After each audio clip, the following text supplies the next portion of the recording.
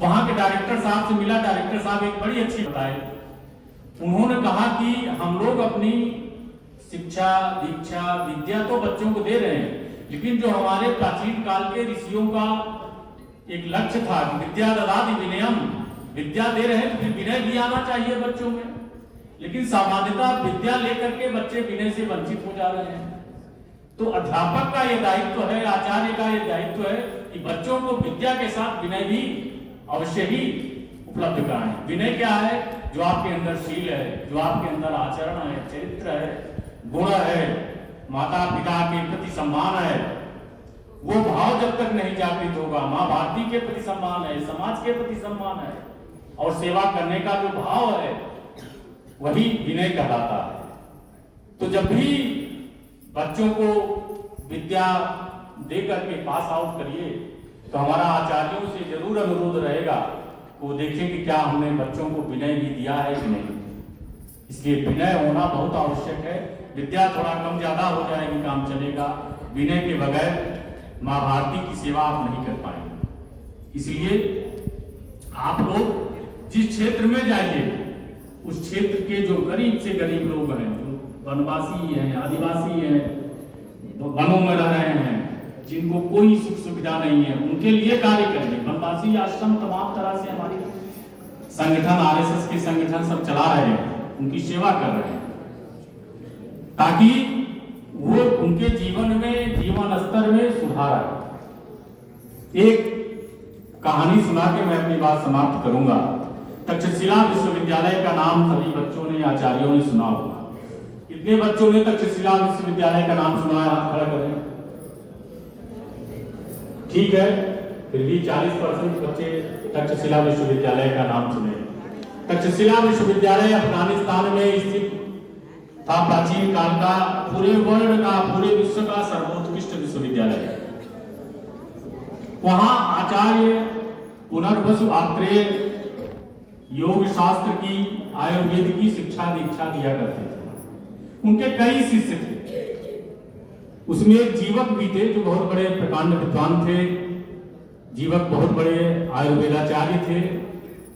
तो जब शिक्षा पास करके परीक्षा होने का समय आया तो आत्रेय गुरुजी ने बच्चों को बुलाया, कहा कि सब लोग वन में चले जाइए और एक एक वनस्पति ऐसी लाइए जिसमें कोई गुण ना हो। तो सभी बच्चे एक एक वनस्पति जंगल से लाए। साहब इसमें मुझे कोई गुण नहीं दिखाई दे रहा है, कांटा ही कांटा है। केवल जीवक जो है वो खाली हाथ आ गए। तो आचार्य पुनर्वस आत्रेय ने कहा कि भाई तुम खाली हाथ कैसे चले आए हो?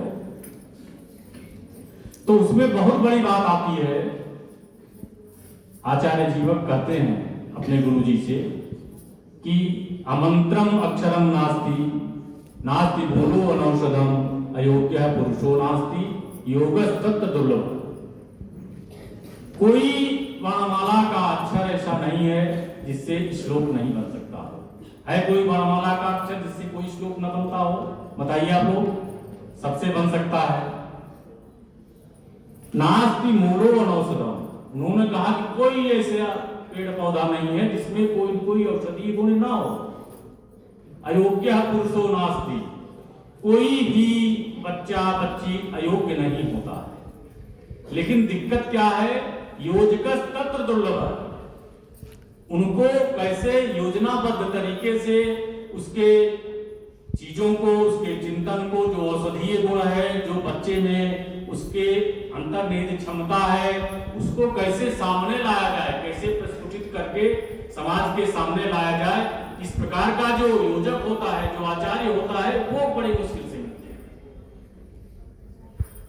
जीवक की ये बात सुन के आचार्य पुनर्वस आत्रेय बड़े प्रसन्न हुए। उन्होंने कहा यही एक बच्चा है जो पास होने लायक है, बाकी सब थे। तो मेरा ये आचार्यों से कहना है कि आप लोग योजक तत्व दुर्लभ है, योजक हैं। बच्चों को कैसे आगे बढ़ाना है। कोई बच्चा अयोग्य नहीं होता, कोई बच्चा मंद बुद्धि का नहीं होता, कोई बच्चा कम बुद्धि का नहीं होता। सबके पास बुद्धि होती है। अब उस बुद्धि को, उस विवेक को कैसे आप उसके ज्ञान का प्रस्फुटन करके उसको आगे अग्रसित करते हैं, ये आचार्यों का काम है। और विशेषकर इस अवस्था में 14 साल, 15 साल, 16 साल, 18 साल तक तो आचार्यों का इसीलिए कहा गया है कि माता पिता आचार्य होते हैं, क्योंकि सबसे पहले उनके द्वारा शिक्षा दीक्षा दी जाती है।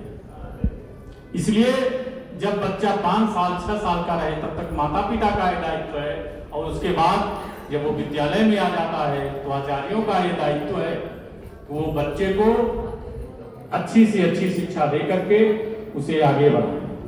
इस अवसर पर मुझे विद्या भारती परिवार ने आमंत्रित किया और मुझे यहाँ आने का अवसर प्राप्त हुआ।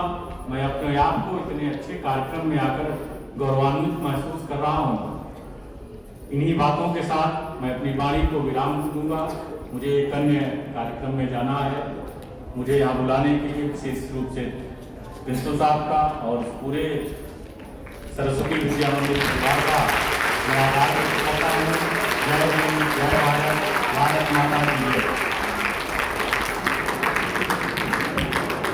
हमारा मार्गदर्शन करने के लिए आपका बहुत बहुत धन्यवाद।